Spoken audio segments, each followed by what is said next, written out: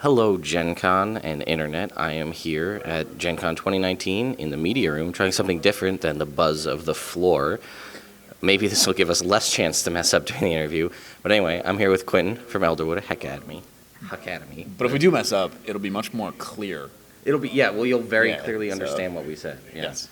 So, welcome back to another interview. We have some new products to show you, which I was a little shocked. We heard about them. There was a couple of tweets, a couple of pictures, and then I show up at the con yesterday, and there are dozens of these things. Yep. So why don't we talk a little bit about the products, the process, and we'll kind of go through that.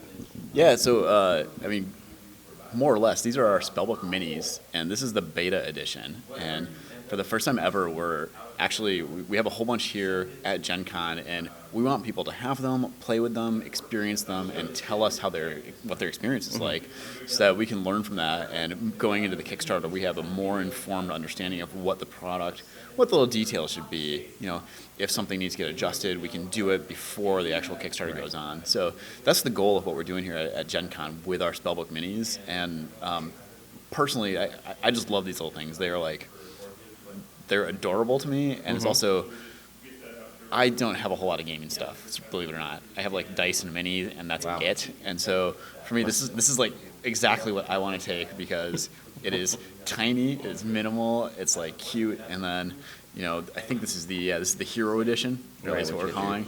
So we've got 7 dice set plus space for a mini, and that's exactly what I need. And it's also nice, this unfolds completely. And so the other side is my rolling tray it's not a big rolling tray. No, but I mean, it's perfect when you got like a table that's full of stuff, and like you're like, sometimes you're rolling on your knee or something like that. So sure. Why don't you grab one of the big spell books just so we can show people a comparison of size? We remembered those. Yes. We are on point. So if you see, this is maybe, quarter scale-ish? It's about quarter the size. It's about half the dimensions, so by surface area, probably about a quarter. Okay. So, and you do, and I guess we should say, or stress, it is a beta, right? And this is not available on Kickstarter. This is, I guess you could consider this a GenCon exclusive at the moment, right? If you're here, because if they sell out, they're gone. Yeah, this is a for sure GenCon exclusive, and we're probably going to sell out today. Okay. And there's some information on our website right now. We actually have a builder up, so if you go to our website, you can. Okay, you can go on there and you can kind of like play around, and some kind of cool stuff actually. For the first time ever, we have the builder set up. So our spell books. Those of you who see us at conventions, you probably notice that there's some different stuff going on at the convention. It's like this spell book. I don't know how well this camera picks this up, but we'll get some close. this has some like a vine border, like a leafy border, as opposed to the standard border, which I conveniently didn't bring. So let's see. Nope. We don't have the standard border, but that's okay. So. But for the Spellbook Mini product, we're likely to, the builder itself, you can actually kind of customize your borders a little bit, and you can, because the border goes on in a separate pressing from the actual icon, we can like customize the different levels or the different foil colors and stuff like that. So I'm excited about kind of the direction of where this is headed. I really love this product personally, and we're really excited to bring it on a Kickstarter, which is probably going to be, I say early September, but I always know that administratively we run like late, so maybe late September. But if you want to hear about it, there's an email sign up on our, should be somewhere on the homepage. There's like a link, and you can look at some information on this. I'll put a link. Yeah, so we can make sure we find that in the description. But if this is like your jam, and you're like, I want to know about this when it's not available on Kickstarter, definitely sign up on the email list, and like you will be, you will know within 5 minutes of the Kickstarter launching. So. And I guess another thing we should talk about is. We don't necessarily have to, because there has been, even what's here at the con, there are iterations of what you guys have gone through, because it was kind of a random thing. Let's throw this together, and there's been a little bit of some things you found are not, like putting dice in and grabbing them out, or whether things will shake around, that kind of stuff. You want to talk about that? We've been learning already, and so what Ted's talking about is we sort of we sat down and looked at some of the variations. I'm not sure I have all of the things available right now, but it looks like these are the 3 kind of core versions that we're working with right now. So this is our open version, which gives a lot of space, and likely going to the Kickstarter, we're going to have some sort of foam inserts in here, so you can kind of set this up Similar to be to similar to the full size spell books, and then. We also have, we are so far we're internally calling this our Decader version. Whether that ends up being the external term will TBD. But yeah. So this is for a 10 set of dice, which a lot of players like to have the extra d6s, or depending on your character class. Sure. So this gives you like a little bit more flexibility than our original hex chests do in terms of what kind of dice you want. And then this is the hero version, which again for me is like, this is for me is like, my 7 dice and my mini, and I'm good to go. A couple little differences. This one, I'm going to close these guys up real quick. So the hero version is thicker than the Decader version, and that is because of the base of the mini needs to fit in there. Right, and so you don't want to break your minis when you close the box. Absolutely or break the not. Spellbook. And one of the learnings we had quickly, I made a bunch of these for my D&D group, and we've been sort of playing with them, and like within 5 minutes, we're all kind of like, I can't get the die out of there. It's like it's stuck in there, and you have to like dump them out. And so we experimented around with some like foam risers, kind of build at the base. We experimented around with reducing the wall heights, and then ultimately, I think so. We're on our 4th iteration of this, and I think we're where we need to be, which is ultimately the bottom is getting brought up in a way that makes the dice more accessible, but still, when the box closes with a foam insert, it actually compresses the dice lightly so that they don't jostle around inside the box. Yeah, I mean, a lot of people have their fancy gemstone dice. Some they've acquired from you guys, or stuff that are nearby your table. Yeah, Norse Foundry level up dice. You get their aluminum ones. They don't want to ding the corners, any of that kind of stuff. So you want to have something compressed, because if you got that rattle, I can hear people getting, taking it, leaving, and then opening it up, and dice are a little banged up. So that's good, and I've seen almost all of these. I know we talked a little bit about there's some closure. One of the things that we've been, and we're soliciting feedback from people right now to try and get a feel. So these guys they're closed with neodymium magnets, just like many of our products, and the closing force, the original one we put together was kind of hilarious for a while, where the magnets overlap slightly, or the holes the magnets are in, one actually protrudes into the other. And it was so tight, it's like it closed, and it was like a death grip. So you're like, I don't think I want to break this. Can you open this? It's like, no, I can't open it either. See, you should have brought that one to the booth and put "Open Me" and left it at the booth. Right. Watch people try to open it. Big troll. And we're finally to a point where like these are like, we want to make sure it has the right closing force, that it feels safe and secure, but also to a point where anybody can easily open the box up. And so we've been doing very micro adjustments, and it sounds crazy, but we're talking like thousandths of an inch of difference here and there. These holes get opened up very slightly, and the magnets get separated or put together slightly differently. So, and I mean, obviously it's still not in Kickstarter, but is it going to be similar? I know for most products you have a standard set of woods that you do for everything, but sometimes Kickstarter has exclusive woods, if I recall. Yeah, that often is how we end up operating, because usually on the Kickstarter we're super psyched about the product, we love a lot of things, and we want to offer everything, and then we get all the Kickstarter surveys back, and we build everything, and we're like, oh my god, that was so much. So many different options. The management of it was hard, and we're constantly putting ourselves in a position where we want to deliver efficiently for people, because that's it's important. You back the project, you want to get timely delivery of it, and we've definitely been late on certain things. Sure. Some of the stuff is some of the cause of that lateness is when we over optionalize. Sometimes we put ourselves in that situation, but we do want to the Kickstarter's a little bit. They're all experiments for us. It's a brand new product. We want to offer as much as we can, so that people can get what they want. And sometimes we don't know what people want, and so oftentimes after a Kickstarter we realize this wood type that we offered that increased the complexity of fulfillment was only purchased by 10 out of 1,000 backers. This maybe isn't something that we should continue with, and so we end up making this. So we usually make the decisions about the wood types and the options after the Kickstarter, and see what people actually are wanting. So I suspect the same thing will happen. It's on the Kickstarter, tons of options are going to be available, and then after the have, like, a core Kickstarter, five we're or gonna something. boil down and figure out what are the things that actually make this product come to life for the majority of people. So, point being, if you want some sort of higher end, more unique wood, and if it's offered in the Kickstarter and you see it there and you're like, oh man, that looks really good, maybe I'll wait. Don't, because you may not have that option going forward. Because I remember thinking back to Spellbooks when they first came out and all that, and looking at all the different options. I was like, that's so cool. I'll get that later. Not an option. That's a prime example of over-optionalized, which Sure. made, Yeah. we were very late on our Spellbook fulfillment, and that product, that nearly killed me.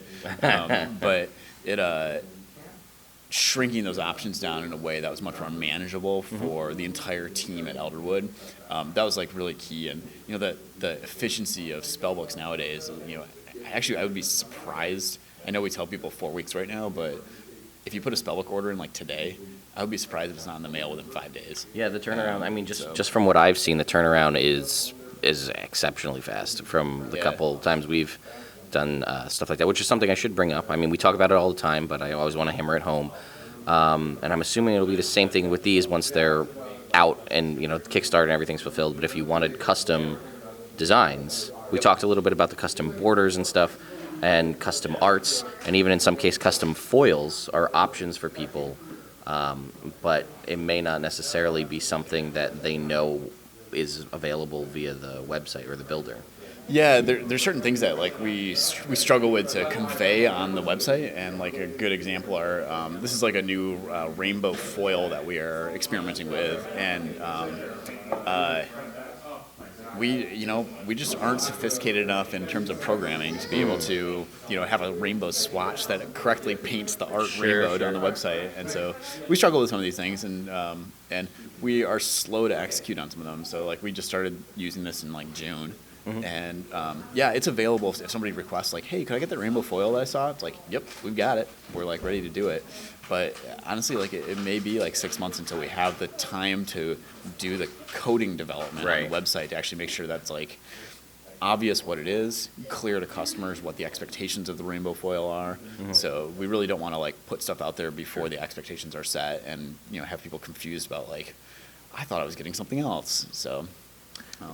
I'm already anticipating the rainbow foil of if that's not clear on the website. Yeah. Did I get holographic or did I get rainbow? Because both of them have a rainbow affect to them. Sure. Whereas one of them is very rainbow, and the other one it has the rainbow sheen.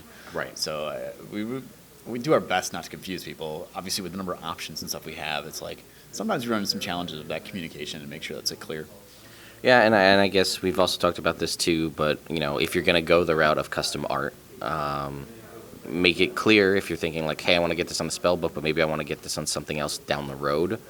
Once you've gone through the process and obviously paid to get the custom plate made for the foil and all that, it exists. So if you want to transfer that from say a Spellbook to a scroll, but if your art is massive, that may not work. So bring that into consideration if you want to have I would like one of each product that has my whatever my art is on it. That's a finely tuned detail that you caught there, and it's definitely true that if you let our art team know during a custom order, that's hey, I'm getting this for Spellbook, but I'm also interested in maybe the future doing this as a scroll. That's important for them to hear, because then they may tune your art a little bit to be okay, we're going to maybe shrink this a teeny bit. It's not going to look much different on the Spellbook, but it means that it's going to look good on a scroll too.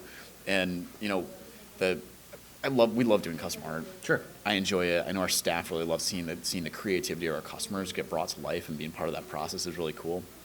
And the cost of the pressings are just really high. Right. And I really wish there was some way that we could, it's $100 to get a Spellbook made. It's that's we're not making money on that. That's $80 of that is going directly into, we are buying a mold.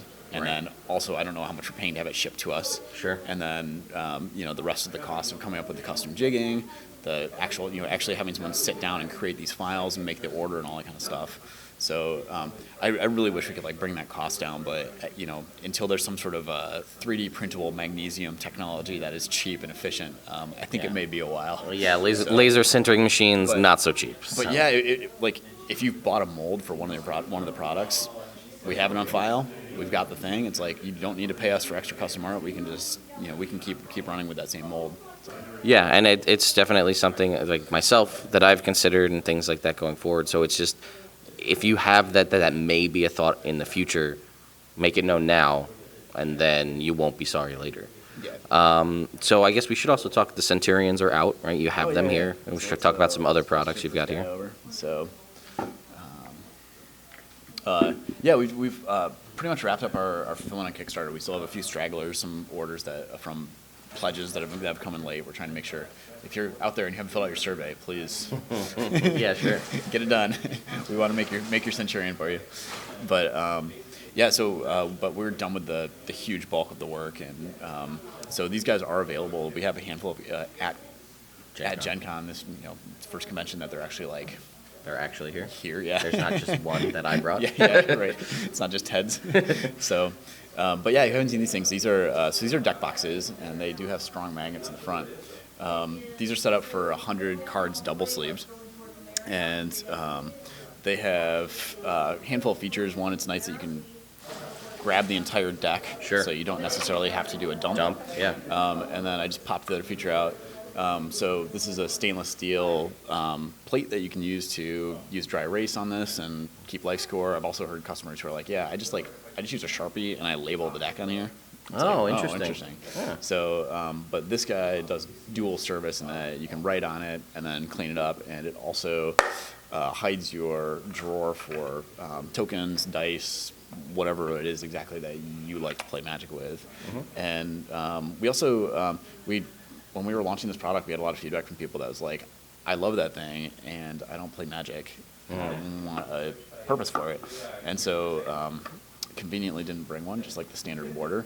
But we do have a Dungeoneering Kit that's sort of it's like a little wood insert that allows you to sort of set up for spell cards or a mini and some dice and stuff like that. So so these are designed for collectible card game players, but work for whatever you need it to be. So, but I know that the team that builds these really, they really enjoy the process, and the product is, I think they're making a stellar product right now. And that's going to be a thing that will be available on both the website and probably at conventions going forward? Yeah, if it's not available on the website right now, then okay. I missed something large. We were talking with our web team about that recently. But I'm pretty sure they're available on the website right now.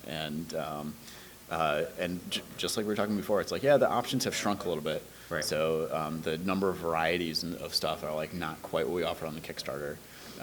But yeah, these are available for anybody who's interested in upgrading their deck game. Now, have you tested to see if the open mini spellbooks can hold cards? Because it looks like about the size of a playing card deck. Yeah, that's a good observation. So the original prototypes were actually exactly sort of sized for a deck of playing cards, and we had a configuration. The original prototypes, you had a configuration that was like you could fit a deck of playing cards, and then there's another one that you could fit 9 dice. Okay. And in some initial feedback that we were getting, it's like expanding just a little bit to be able to get a 10th dice slot was worth the change in shape and stuff like that. And so these grew very slightly, and we added the 10th dice slot, and this still fits a deck of cards, and there's an extra quarter inch of space or something at the top. So okay. So it got a little bit bigger, but yeah, these do fit a deck of cards, and I'm sure we haven't gotten feedback directly from this, but I'm sure people are going to start asking about tarot cards too. I didn't even think about that. Yeah. I could easily see, these being used for tarot cards. I can also see a use. We've already had people come by and be like, I actually want that to use as a wallet when I go to Ren Fair and stuff like that. And it's like, throw all your credit card and your cash in here, and then a loop would make that pretty great for your belt. Yeah, a loop, or just wear it on your leg like this. Yeah. If you're curious why Ted's wearing sunglasses, it's because this is Ted's Flava Flav impression. Yeah, we've been talking about this for a long time. Yeah. And then Quentin actually showed up with this mini spellbook here on my lanyard, so that was kind of a shocker. I didn't think that was actually going to happen. Don't joke around with us, because we take it seriously. Apparently, we started with the Nano, but yeah, this is just through my lanyard, right? This could be on any kind of piece of cloth fabric for your Ren Fair costume, whatever you want to do. Yep, absolutely. But yeah, I didn't even think about it and I'd be curious myself to see if I could take an unsleeved set of some sort of card game and see if I could fit it in here. Oh yeah. I mean, not that. I mean, most people are going to sleeve their cards, so you'd protect them. You know what I mean? Yeah. But I would think I mean, for sure, if you were doing like a draft or something, you're like looking at like a 40 card deck or something, with sideboard and unsleeved, I'm sure you could get that in there. I actually still use my original spellbook that was set up for Magic cards for. Which a lot of people don't know exists. I feel yeah, like. I use mine for drafting because it's kind of nice because you got 2 slots Dividers, yeah. and you can do one for the cards and one for your sideboard and stuff like that. And I don't know, it's a convenient product for me. But. Sure. So we know these guys are coming. Anything else coming down the pipe you can talk about? Or? Yeah, actually, there's one other thing that's probably worth mentioning. I'm gonna plop this guy right in the middle here. Oh, hello. So this has been like a little secret of the gaming community for we've been. Since the Kickstarter, we were making Acquisitions Incorporated employee manuals as a spellbook, Mm-hmm. and these have been, the product has existed. It's, Penny Arcade has carried it for a while, and for the first time ever, we're actually going to bring it to our website. And oh, so, really? Yeah, we're going to have an Acquisitions Incorporated license, and rather than just being able to get the stock build, you're going to be able to actually go through one of the Elderwood Builder pages and create your Acquisition Incorporated.